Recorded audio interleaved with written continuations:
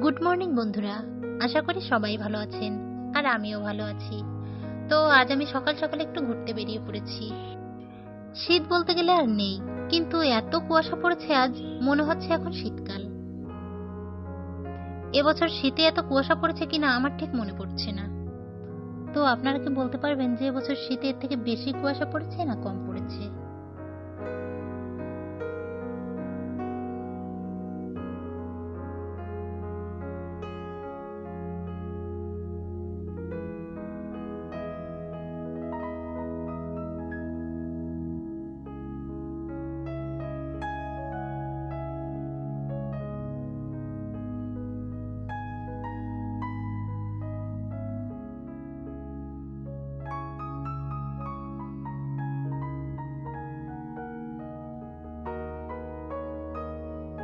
দূরের জিনিসগুলো একদমই ঝাপসা মনে হচ্ছে।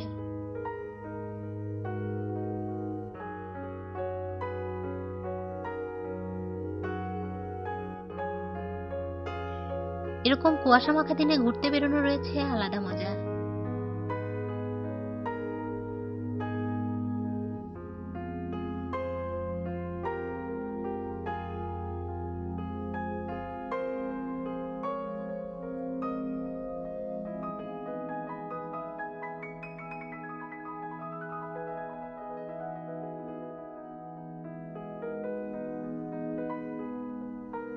তো আমার কিন্তু বেশ ভালোই লাগছে।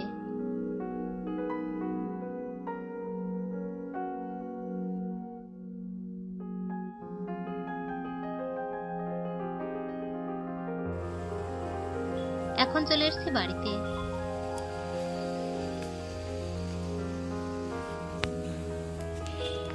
তো আমি অনেকদিন পর মাটির উনুনে কাঠ দিয়ে ভাত রান্না করছি। এই কাঠের আগুনের রান্নাগুলোর টেস্টই আলাদা হয়ে থাকে। এবছর শীতকালে প্রায় বৃষ্টি হয়েছে, তো তাই আর এখানে বেশি রান্না বান্না করা হয়ে ওঠেনি।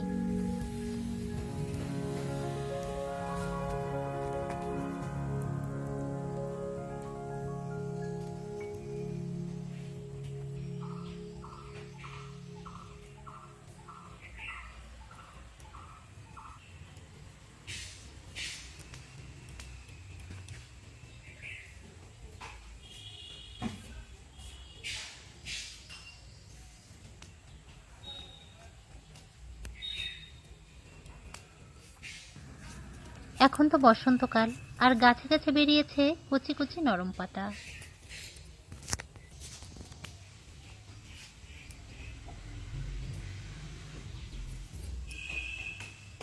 আর এই কচি পাতাগুলোর রংটা এত সুন্দর হয়ে থাকে না, দেখতে ভীষণ ভালো লাগে।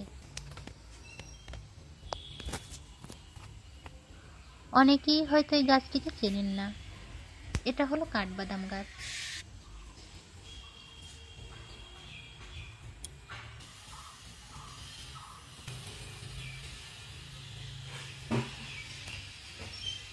তো আমাদের কাছে কাঁঠাল হচ্ছে।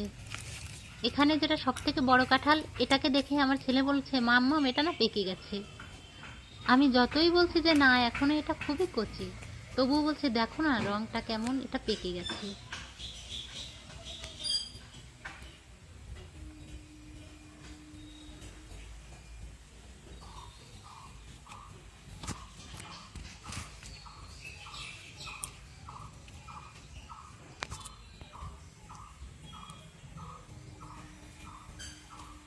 ভালোই রোদ উঠেছে, কিন্তু তাও এখনো কুয়াশা রয়েছে।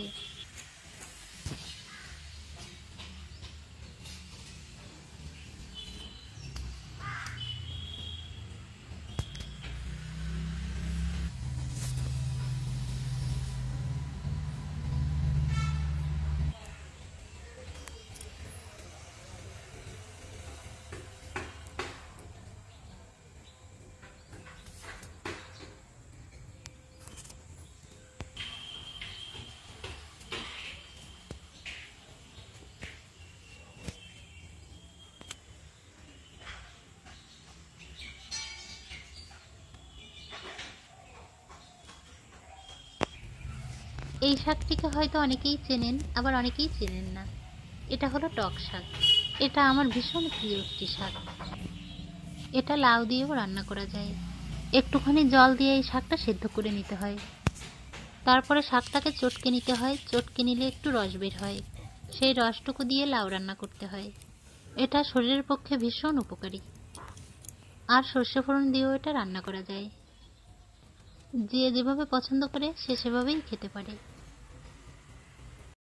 তো রান্না বান্না হয়ে গেল, খাওয়া দাওয়া হয়ে গেল, এখন যাচ্ছি একটি জায়গায়। এখানে রয়েছে প্রচুর পরিমাণ গাছ, আর গাছ থেকে শুকনো পাতাগুলো ঝরে পড়েছে মাটিতে, খুবই সুন্দর লাগছে দেখতে।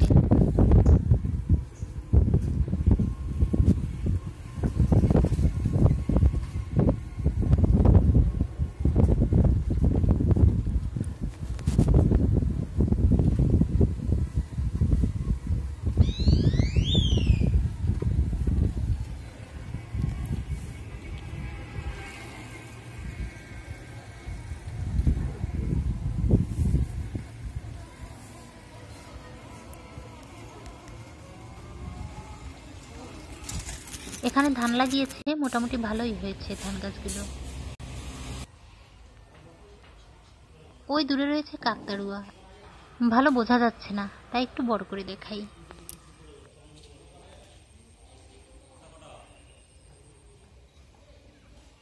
এখানে ছিল শুধুই মাঠ, এখন এত ঘরবাড়ি তৈরি হয়ে যাচ্ছে, মাঠ আর থাকছে না।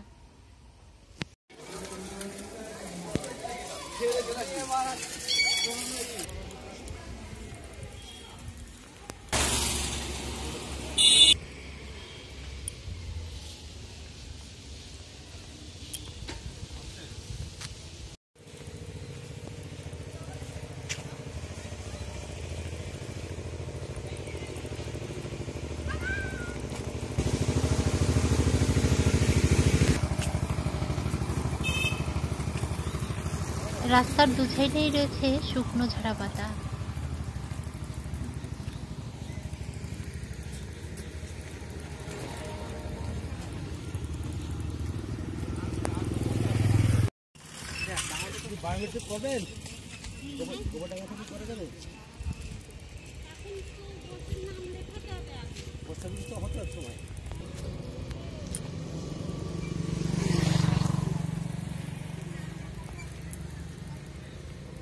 আমি 1 বছর আগে লেখাইছি, তার তো পাই না।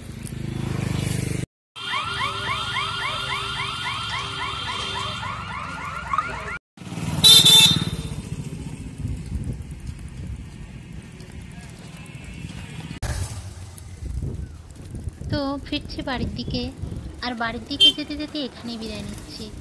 দেখা হবে নতুন কোনো ভিডিওয়ে।